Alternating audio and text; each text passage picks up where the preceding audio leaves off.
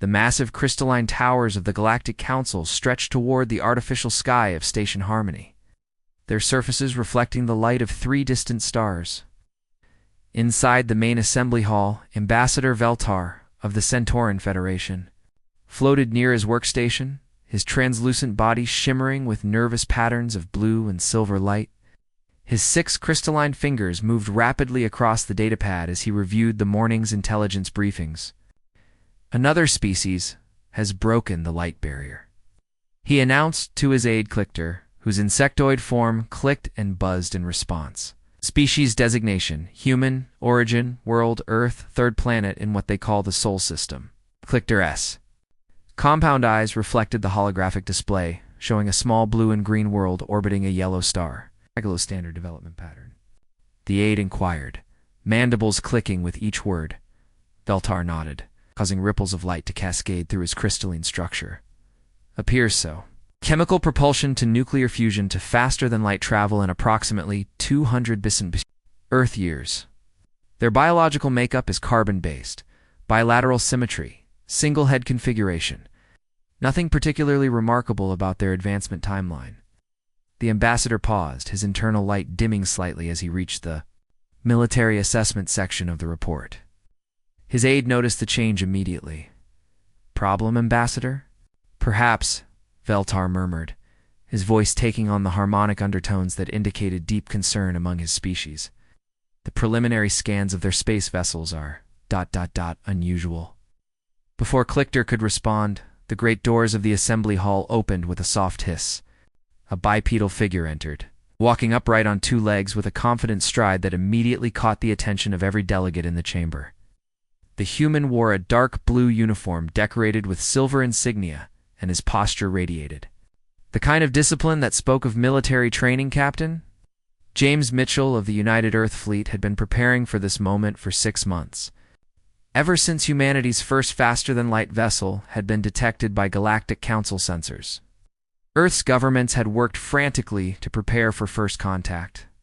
The selection process for humanity's first ambassador had been rigorous, and Mitchell's combination of military experience and diplomatic training made him the ideal candidate. As he walked across the vast chamber floor, Mitchell observed the assembled alien representatives with barely concealed fascination.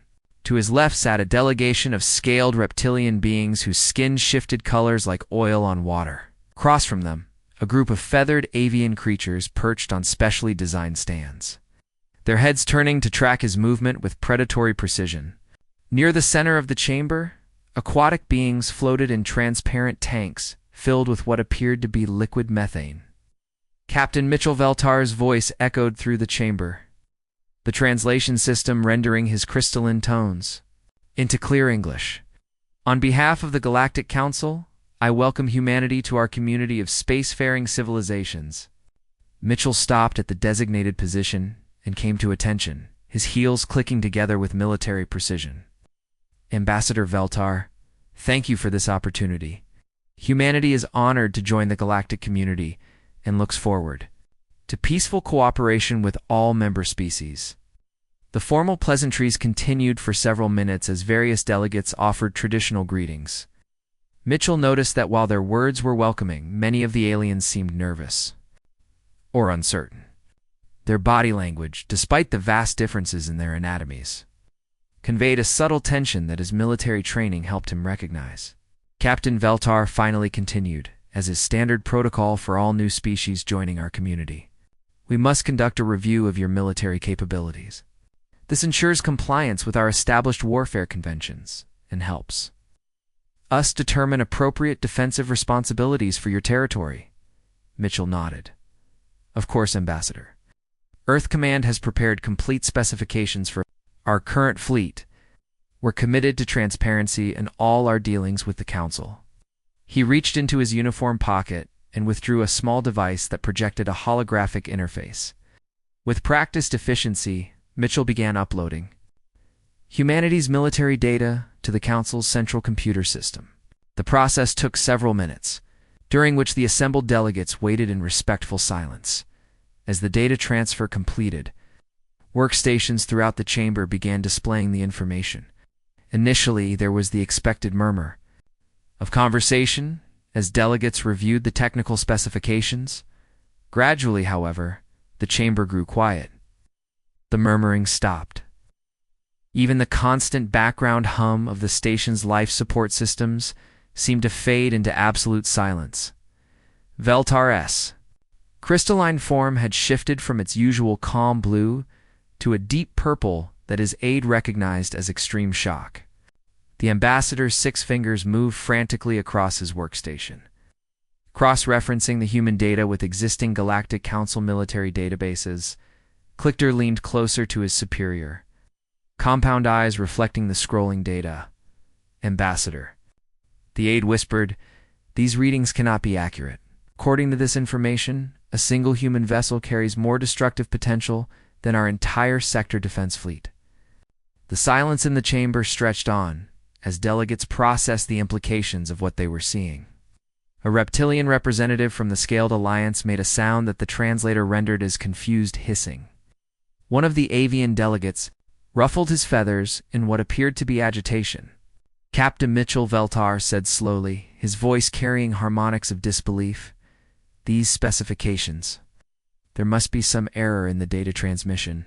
According to our analysis, this single vessel designated U.S. determination appears to carry more destructive capability than our entire sector fleet combined." Mitchell glanced down at his tablet, scrolling through the technical readouts to verify which ship the ambassador was referencing. When he found the entry, he looked back up with a slight smile that somehow made several delegates even more nervous. "Oh, that's the determination," he said casually, as if discussing the weather. "She's actually one of our smaller destroyers. We built her primarily for escort duties and patrol work." The chamber erupted in a cacophony of alien languages as the translation system struggled to keep up with the sudden outburst of concerned voices.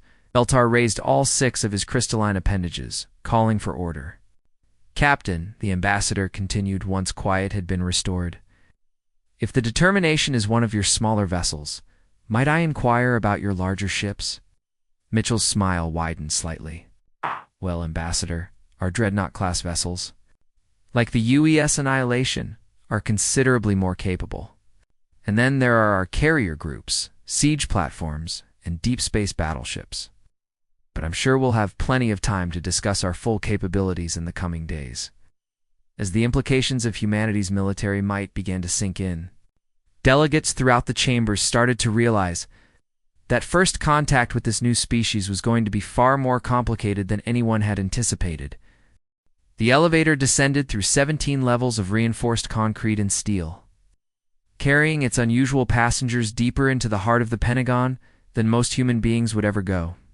Ambassador Veltar's crystalline form cast dancing patterns of light on the elevator walls as his internal luminescence fluctuated with nervous energy. Beside him, Counselor Mexrin floated in a portable aquatic suit filled with the ammonia-based liquid that served as her atmosphere, while 3 other alien delegates stood in respectful silence. Admiral Robert Hayes waited at the elevator doors. When they opened, his weathered face bearing the kind of lines that came from decades of military service.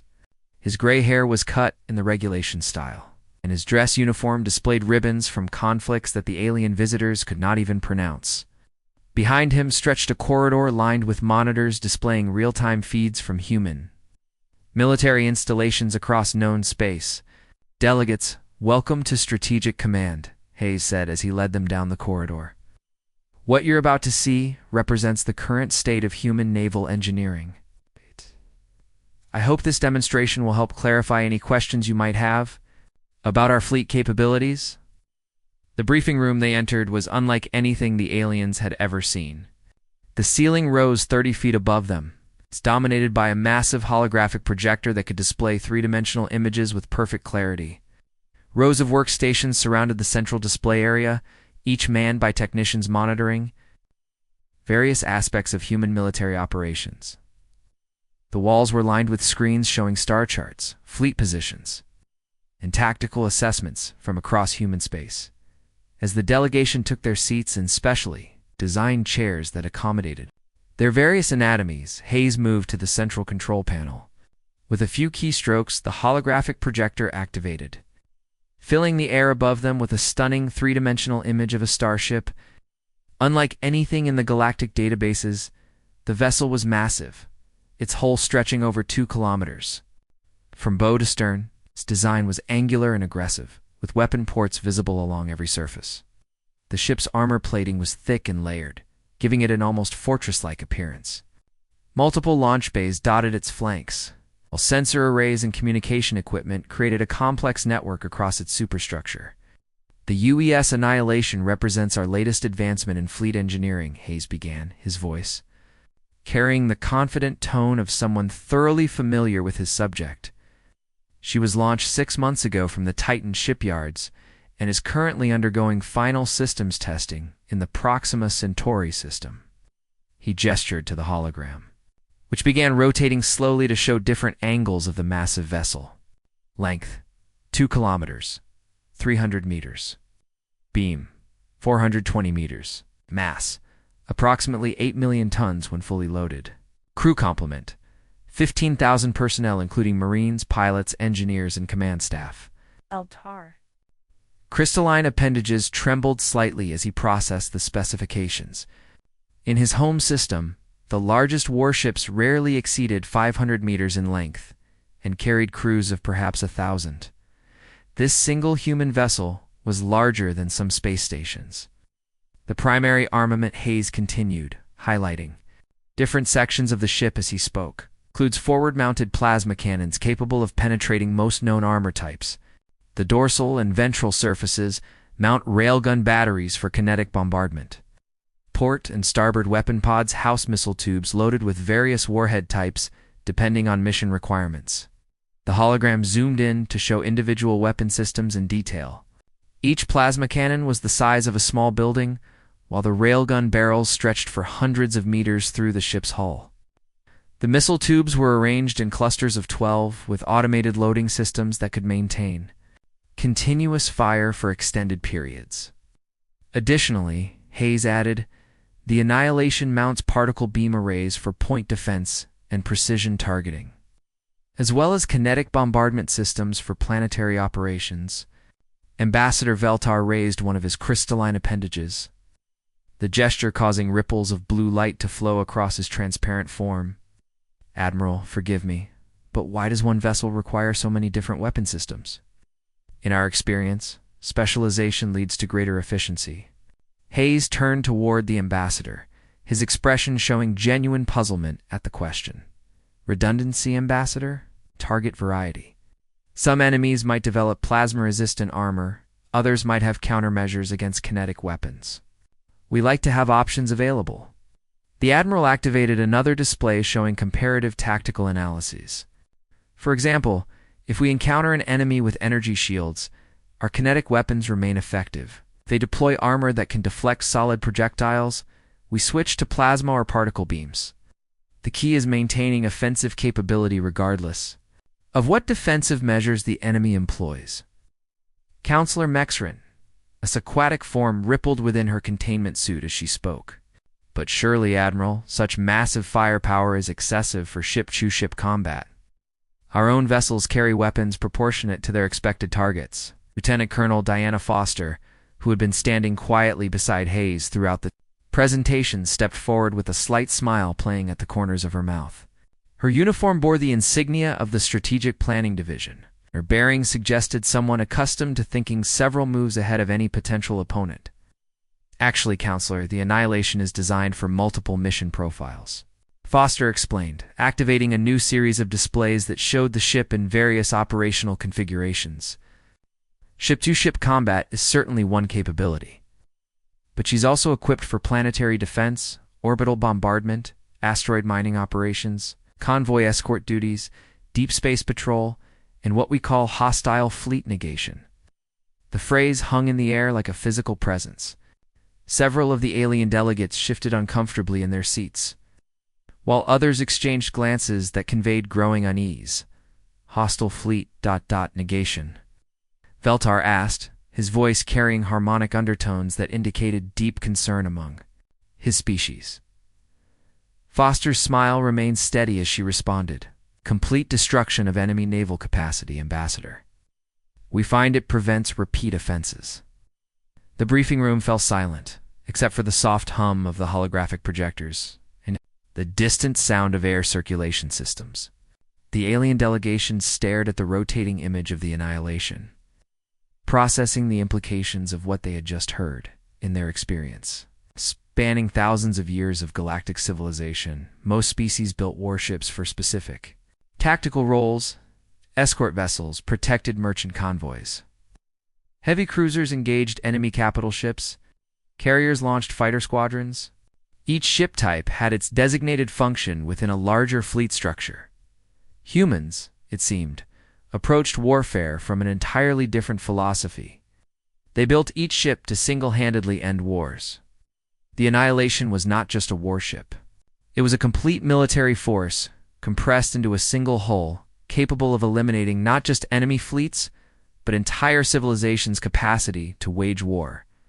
As the implications sank in, delegates began to understand that first contact with humanity was going to require a fundamental reevaluation of everything they thought they knew about galactic warfare. The Swiss Alps rose majestically beyond the windows of the United Nations headquarters in Geneva, their snow-capped peaks gleaming in the afternoon sunlight. Inside the secure conference room on the building's 15th floor, Secretary of Defense Michael Thompson adjusted his tie and reviewed his notes one final time before the alien delegation arrived.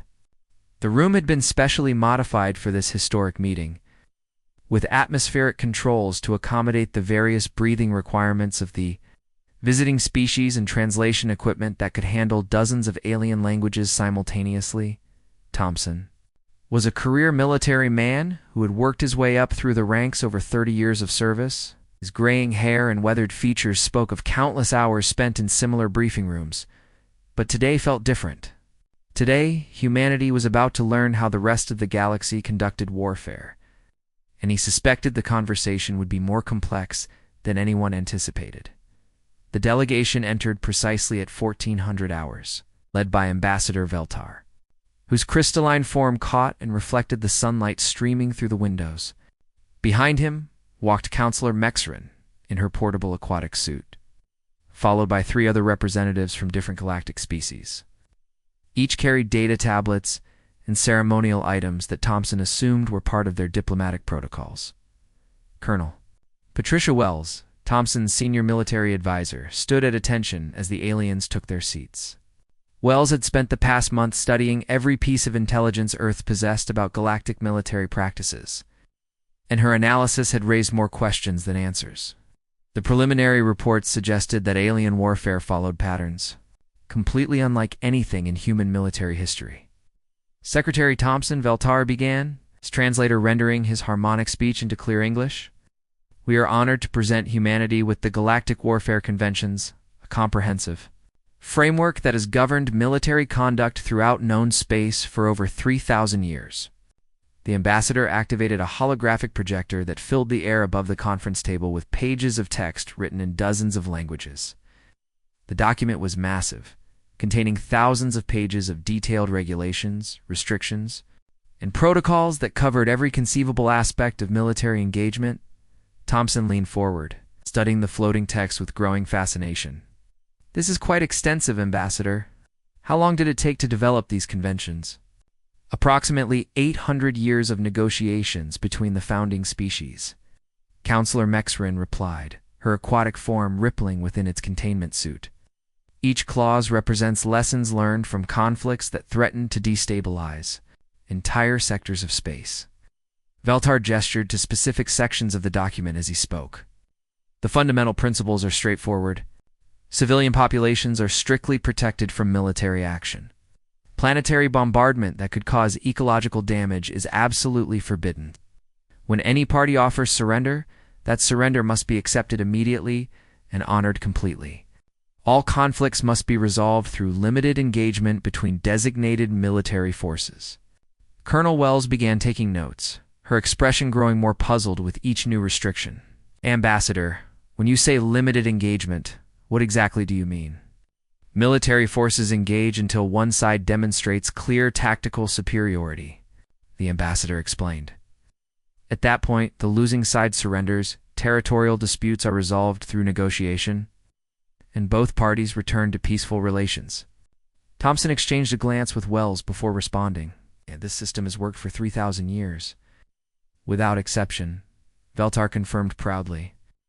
These conventions have prevented the kind of devastating total warfare that marked the early periods of galactic civilization. For the next hour, the aliens detailed specific provisions of their warfare conventions. Weapons of mass destruction were banned completely. Space battles were limited to designated areas away from inhabited systems. Ground combat required advance warning to allow civilian evacuation. Even the targeting of military production facilities was restricted to prevent economic disruption. Thompson read through section after section, his military experience helping him understand the tactical implications of each restriction. Finally, he set down his tablet and looked up at the delegation with a bemused expression. "Ambassador, these are suggestions, right?" Veltar's crystalline form shifted colors, indicating confusion among his species. "I don't understand, Secretary Thompson." "Well, they're not really enforceable during actual combat," Thompson explained patiently. "What happens if the enemy doesn't follow these rules? What if they target civilian populations or use prohibited weapons?" The silence that followed was profound. The alien delegates looked at each other with what appeared to be complete bewilderment. As if Thompson had asked them to explain why water was wet. "That has never occurred," Veltar finally admitted. "All civilized species abide by these conventions as a matter of course." Colonel Wells leaned forward, her analytical mind wrestling with the implications. "What you're describing sounds like formalized warfare, almost ritualistic. But what do you do against an enemy that wants to completely destroy you? An enemy that doesn't care about conventions or civilian casualties?" "Such enemies do not exist in civilized space," Counselor Mexrin stated with absolute certainty. "Species capable of spaceflight has evolved beyond such primitive, aggressive instincts." Thompson and Wells exchanged a look that conveyed years of shared military experience and a deep understanding of human nature that the aliens couldn't interpret. The look lasted only a moment, but it seemed to disturb the delegation more than anything else that had happened during the meeting. Ambassador Thompson said carefully, choosing his words with diplomatic precision. "Humanity will certainly review these protocols and consider how they might apply to our operations. However, I should mention that our military doctrine is based on a somewhat different principle." "Please explain," Veltar requested. Thompson stood and walked to the window, gazing out at the peaceful alpine landscape as he organized his thoughts. "Our fundamental principle is simple. If someone threatens Earth or human colonies, we respond with overwhelming force until the threat no longer exists." "Define no longer exists," Veltar requested, his translator struggling with the harmonic. Undertones of concern in his voice, Colonel Wells answered without hesitation. "Complete inability to pose future threats. Ever." The alien delegation fell silent, processing the implications of humanity's military philosophy. In their experience, warfare was a controlled activity with clearly defined limits and predictable outcomes. The human approach suggested something far more absolute and terrifying. "But surely," Mexrin said slowly, "such extreme measures are unnecessary. Diplomatic solutions can resolve any conflict between reasonable beings." Thompson returned to his seat, his expression serious. "Counselor, human history includes conflicts with enemies who were not reasonable. Enemies who viewed compromise as weakness and who would have destroyed our entire species if given the opportunity. We learned that sometimes the only way to ensure peace is to make war so terrible that no one wants to risk starting it." As the meeting concluded and the aliens prepared to leave, Veltar made one final observation. "Secretary Thompson, your approach to warfare is unlike anything we have encountered in 3 millennia of galactic civilization." Thompson nodded solemnly. "Ambassador, I suspect that's exactly what makes it effective." The Kethmori Empire stretched across 17 star systems like a cancerous growth, each world bearing the scars of 6 centuries of brutal conquest. Their capital world of Keth Prime orbited a dying red star, its surface covered with massive military complexes and weapons factories that churned out the instruments of war day and night. The Kethmori themselves were a warrior race, standing nearly 3 meters tall with thick armored hides and multiple arms ending in razor-sharp claws. They had built their civilization on a simple philosophy: the strong took what they wanted from the weak.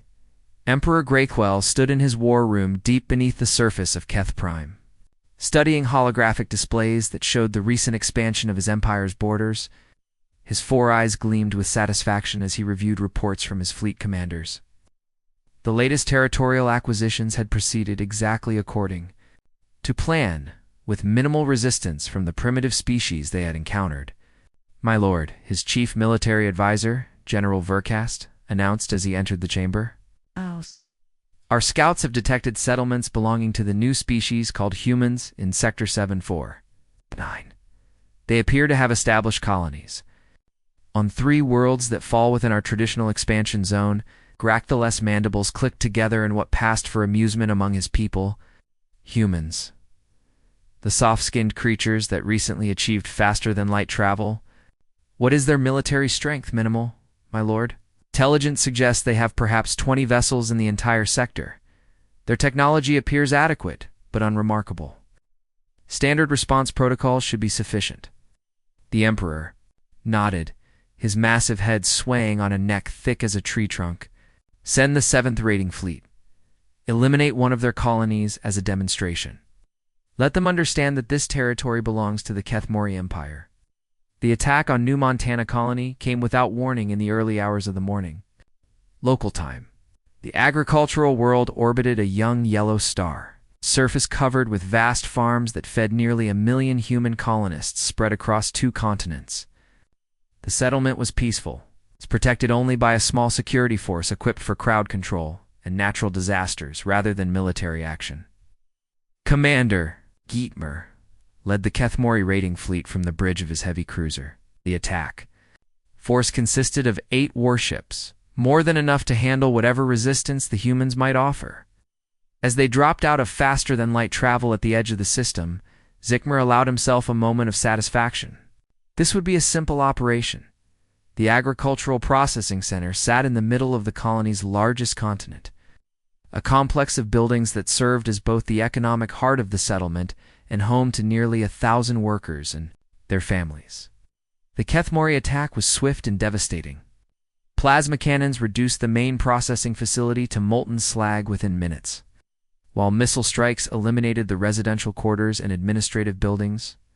847 civilians died in the attack, their only crime being in the wrong place when the Kethmori decided to send their message. The raiders departed as quickly as they had arrived, leaving behind smoking ruins and grieving survivors. The news reached Admiral Lisa Carter aboard the UES Retribution, while she was reviewing fleet deployment schedules in her ready room. Message from New Montana arrived through the faster-than-light communication network, its priority coding causing every alert system on the ship to activate simultaneously. Carter was a veteran of 3 different conflicts, a woman whose rise through the ranks had been marked by both tactical brilliance and an absolute commitment to protecting human lives. Her silver hair was pulled back in the regulation style, and her uniform bore the ribbons of campaigns that had shaped humanity's expansion into space. When she read the casualty reports from New Montana, her expression hardened into something that her staff recognized as extremely dangerous within 30 minutes. Every fleet commander in the Sol system had been summoned to an emergency briefing aboard the Retribution. The holographic conference room filled with the images of captains and admirals calling in from across the system, their faces reflecting the same grim determination that Carter felt. "Operation Total Eclipse is authorized," she announced without preamble.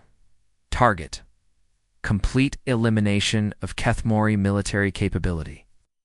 Captain David Rodriguez of the UES Vengeance raised his hand for permission to speak. Yes. Rodriguez was one of the youngest ship commanders in the fleet, but his tactical skills had earned him respect throughout the service. "Admiral, are we talking about a proportional response to their raid? Perhaps a strike against one of their military installations?" Carter's response was immediate and uncompromising. "Negative, Captain. We're talking about ensuring they never again possess the ability to threaten human lives." The operation began 12 hours later, when humanity's 3rd Fleet departed the Sol system in battle formation. 12 dreadnoughts led the formation, each one a mobile fortress capable of devastating entire fleets. Behind them followed 43 escort vessels, destroyers, cruisers, and support ships that formed a coordination network spanning light years of space. The first target was the Kethmori Forward Operating Base in the Rigel system, a heavily fortified complex that served as the launching point for their expansion into human space. The attack came without warning, with human ships dropping out of faster-than-light travel at multiple points around the system simultaneously. The Kethmori defenders had expected a conventional assault, perhaps a single human fleet attempting to exact revenge for the New Montana attack. Instead, they found themselves facing a coordinated assault that seemed to anticipate their every defensive move. Human electronic warfare systems crippled their communications within minutes, while precisely targeted strikes eliminated their sensor networks and command facilities.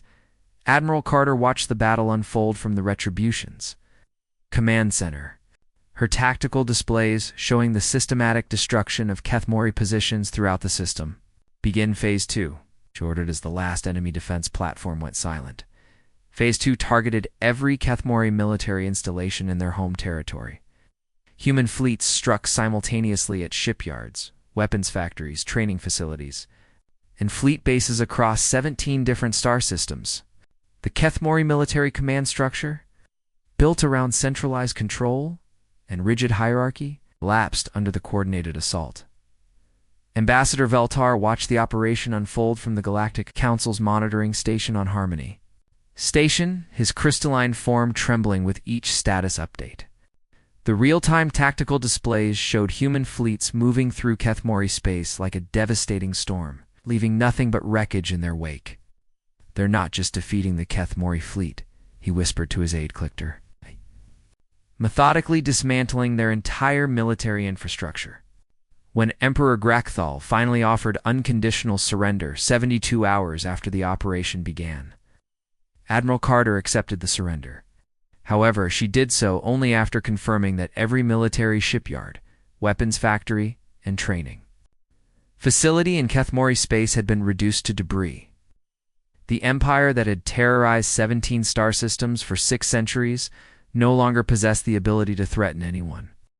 The Great Assembly Hall of Harmony Station stretched for nearly a kilometer in every direction, its transparent dome offering a breathtaking view of the nebula that surrounded the neutral meeting place.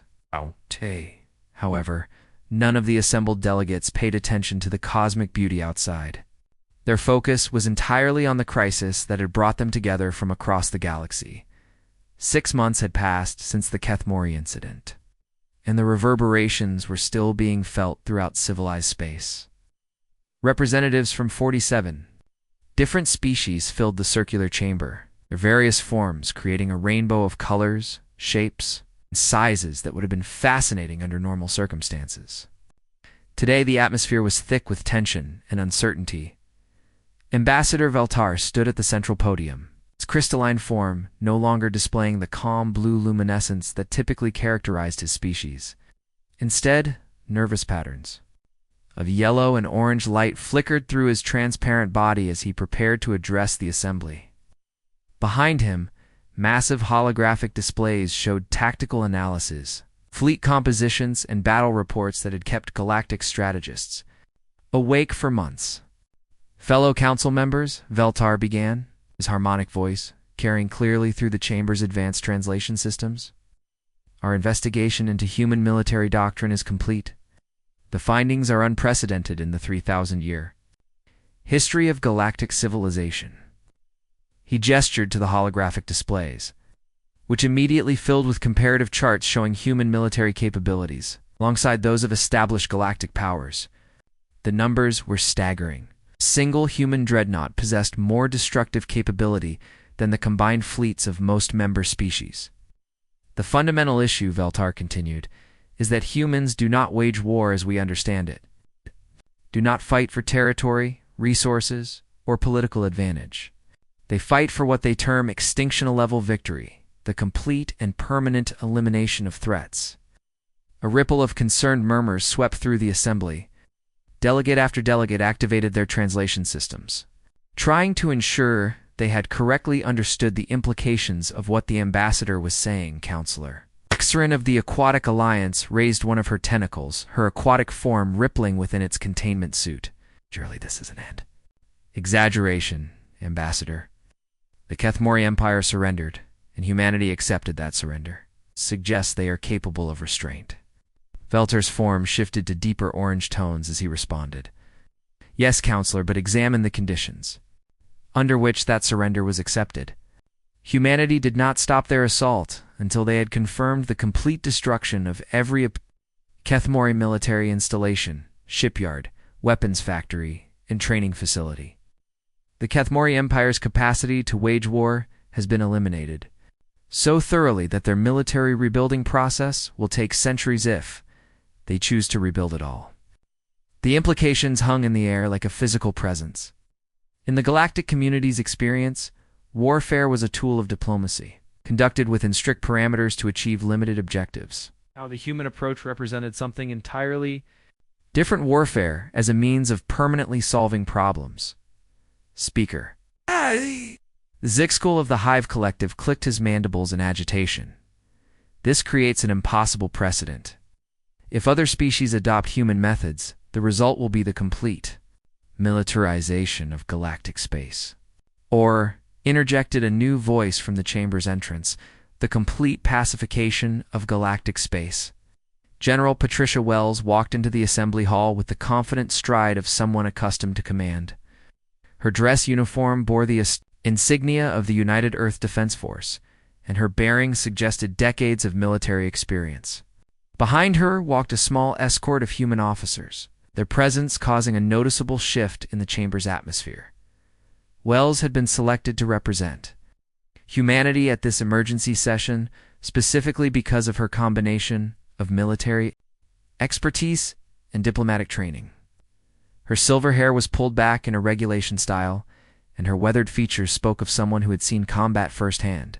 When she spoke, her voice carried the authority of absolute conviction. Honorable delegates, Wells said as she took her position at the speaker's platform, I want to clarify something that seems to be causing confusion. Humanity does not seek conquest or domination. We seek security. When someone attacks our people, we respond to ensure it never happens again. Speaker Zixkull's compound eyes focused on the human general. But your methods are effective, Wells interrupted, her tone remaining respectful but firm. In the 6 months since the Kethmori incident, how many unprovoked attacks have occurred in this sector? The question hung in the chamber's artificial atmosphere like a challenge. Every delegate knew the answer, and the silence that followed was more eloquent than any speech could have been. The answer was 0, and everyone present understood the implications. Chairman Valtor of the Galactic Council spoke for the first time since the session had begun. His ancient voice carried the weight of centuries of diplomatic experience. And when he addressed the assembly, every being present gave him their complete attention. The question before us is simple, Valtor said, his words measured and deliberate. Do we ban humanity from galactic military affairs as a threat to established order, or do we adapt our understanding of warfare to include their comprehensive approach? The debate that followed lasted for 3 full days, representatives argued. About precedent, about the nature of civilized warfare, and about the long-term implications of accepting human military doctrine. Some species called for humanity's immediate expulsion from galactic affairs, while others suggested that the human approach might actually represent an evolution in strategic thinking. Throughout the discussions, Wells remained patient and professional, answering questions about human military capabilities and philosophy with the kind of straightforward honesty that seemed to both reassure and terrify her audience in equal measure. On the final day of deliberations, Chairman Valtor called for a formal vote. The decision, when it came, surprised everyone present.